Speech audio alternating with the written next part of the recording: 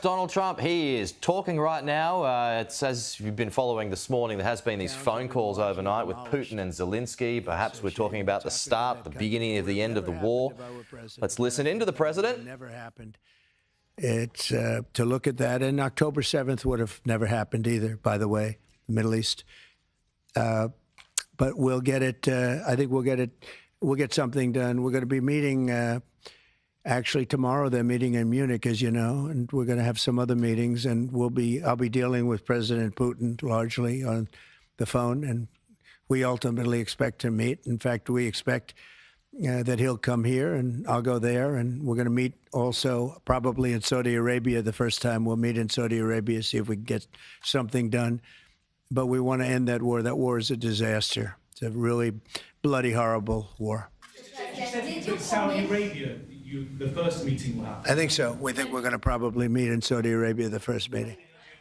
Hasn't been set, but not too distant future. Did you also be part of that meeting? We both understand, you know, we know the Crown Prince, and I think it'd be a very good place to meet. So it sounds like that would just be a meeting between you and Putin and perhaps the Crown Prince, but not President Zelensky? Probably we'll have a first meeting, and then we'll see what we can do about the second meeting. To go to Ukraine? What about Ukraine? Did you commit to go to Ukraine? No, I haven't. I haven't committed to go to Ukraine. I would think about going. Yeah, I'd think about it. No problem. You say today, Mr. President, that they received your vision. What is your plan to end this war? Like today, Secretary. Well, I'm not going to tell you my plan. I can just tell you we've made a lot of progress. This should have been done by Biden, not by me, because this has been going on for now a long time, years. And it should have been done by Biden. Just like the young gentleman that I brought home yesterday after 2 weeks. We worked on it for 2 weeks. He was a fine man, and he was in there for 3.5, almost 4 years. And they weren't able to do a thing, and I got him out. And as you know, I didn't pay $6 billion. I didn't pay anything. We did a trade, and we did a good job. We got him out in 2 weeks. It should have been out years ago. It really should have been out years ago. Oppose NATO membership for Ukraine?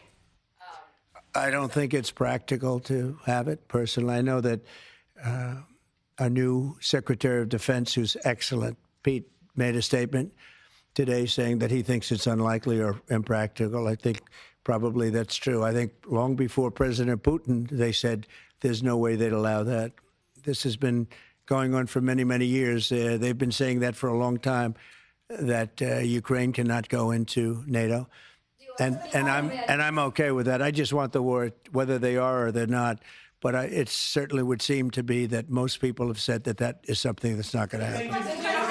Are you freezing out President Zelensky of this process a bit? Isn't there a danger of that? No, I don't think so. As long as he's there, but you know, at some point you're going to have elections too. You're going to have an election. He says he wants security assurances, Mr. President. What does that look like?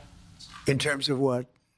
If the war were to end, he says he wants guarantees of security. We'll see what that means. I think when the war ends, one thing he was very strong about, if it ends, he wants it to end.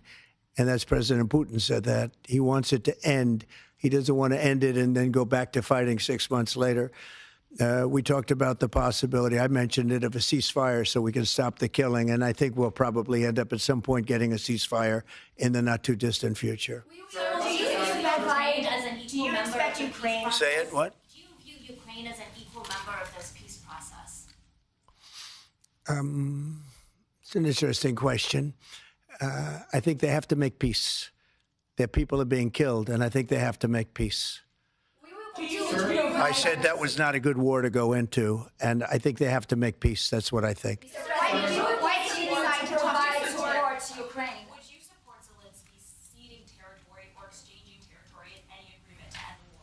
Well, he's going to have to do what he has to do, but, you know, his poll numbers aren't particularly great, to put it mildly. He's got a country where, you know, it's been savaged and attacked, and he's got an army that's been very, very brave, actually, despite the fact that, you know, we've given him, in my opinion, $350 billion. That's what the real number is. You don't hear that number. And Europe has given, in my opinion, $100 billion. And they've done it in the form of a loan. And I have a Secretary of Treasury right now who's actually quite brave. He's over in Ukraine on a train. And there's a lot of things happening around that train that aren't so good. And he's going there to get a document done where we're going to be assured that we're going to, in some form, get this money back, because we're putting up far more money than Europe, and Europe is in far more danger than we are. We have an ocean in between. Europe has nothing in between. You know what they have in between? They have Ukraine in between. So wait a minute. So, as you know, Europe is putting up money, and they're getting it in the form of a loan. And the United States under Biden didn't do loans. They just handed money every time somebody walked in from Ukraine. They just handed them money foolishly. This should have never happened. It should have never started. And once it did, other things should have happened. Other things should have taken place. So we're getting security on our money. We're going to have it secured by, they have rare earth, and they have oil and gas, and they have a lot of other things. And we're asking for security on our money.